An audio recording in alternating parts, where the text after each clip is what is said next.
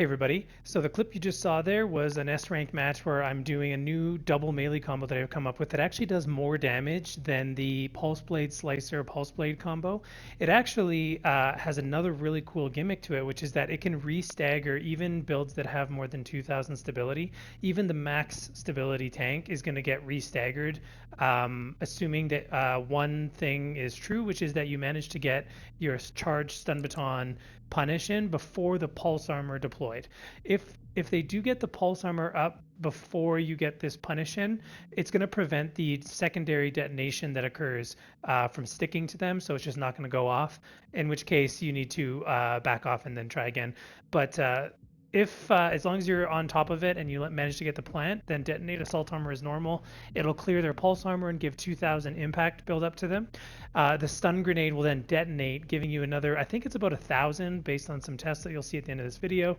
Yeah, that'll restagger them, allowing you to get another charged stun baton, which will plant another secondary grenade that will mini stun them. They'll be refreshed in terms of all their stagger extensions, so then you can use the Zimmerman again to weapon swap back to the Pulse Blade, which will be off cooldown. You can get the double slash in, and then somewhere in there, even if they do wake up, the secondary detonation is going to go off again, holding them still and mini stunning them for the second slash. So even if you're a little bit late on it, you're still going to be able to get that in. So yeah, let me just jump into showing you the combo breakdown step by step now, and I'll just have some other commentary about this new build that I have here, and just like if you want to do other matchups and stuff, like what to do. You don't need to keep the stun baton, for example.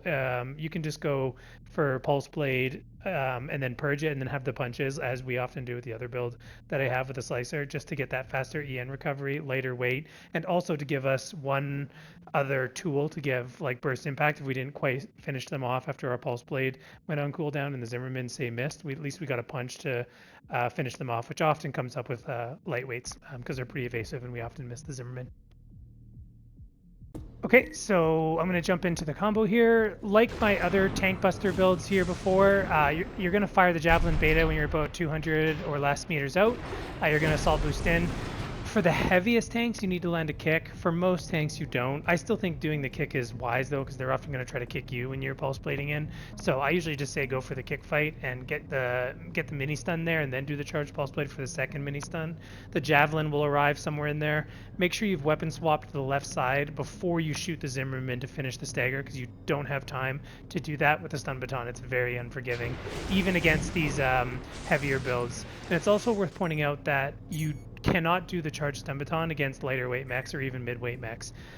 Their attitude recovery is too quick, and the stun baton's animation is super slow. So this is only for heavy builds.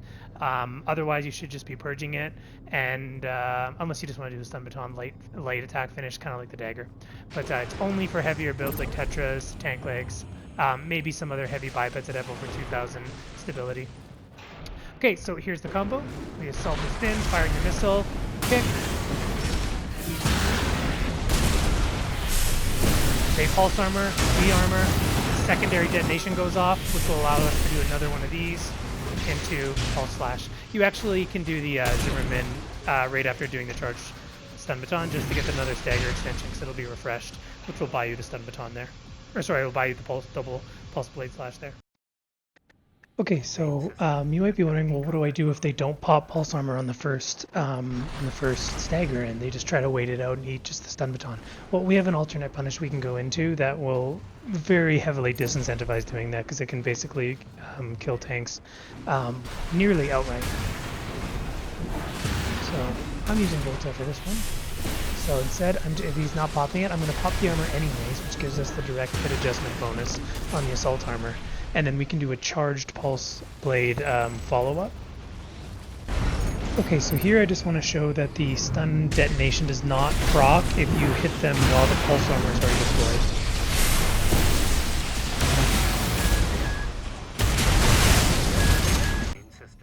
So if people are running terminal armor, obviously we aren't going to be able to extend our combos with a pulse armor counter by assault armor. You still want to pop your assault armor though at the end of the stun baton, just because that's enough to kill most mechs anyway. So you usually won't need more than this. They're kind of forced to use the pulse hammer if they got it, lest they just be killed outright anyway. So here's an example of just how much damage it does, even without any extensions. So this opponent here actually has more than 2000 stability, but just to show again how much damage the basic combo does and how you really aren't pressed for damage anyways, you don't go for the charged stun baton. It's not worth it unless you need it. But, I'm just going to do the stun baton. They would have popped the armor halfway through there. He's a little late, but even still you can see that they're dead by the time the stun baton's half over. Even if I wasn't though, I still have the pulse blade off cooldown, which I can QB cancel there to get the Zimmerman shot out faster and then do a double pulse blade if I needed it. But long and short though, you really don't need the stun baton for most of those opponents. It's often better just to purge it because a pulse blade can combo into itself with punch extensions. You will need to QB cancel shotgun stagger extend at the end of the 3 punches though, just so you know, in order to buy yourself time to weapon swap. So here you can see I shotgun to extend while I did the weapon swap, and then pulse blade. So that's your normal combo. You can just run that for 90% of mechs just because the pulse blade's punish is enough to finish off most.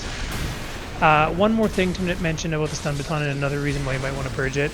The tracking is horrendous. Like you can see here, if you're any bit underneath them, it's just going to whiff. So. Alright guys, thanks again for tuning in. This one was a quick one, and hope you enjoy yet another combo brought to you by Inavanbytherivr. You can check me out on PlayStation if you want to play with me. If you want to do more double melee stuff, feel free to add me that way.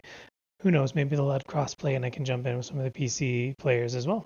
But until then, thanks again for watching, and stay tuned. I'll try to come up with more stuff to push the melee meta.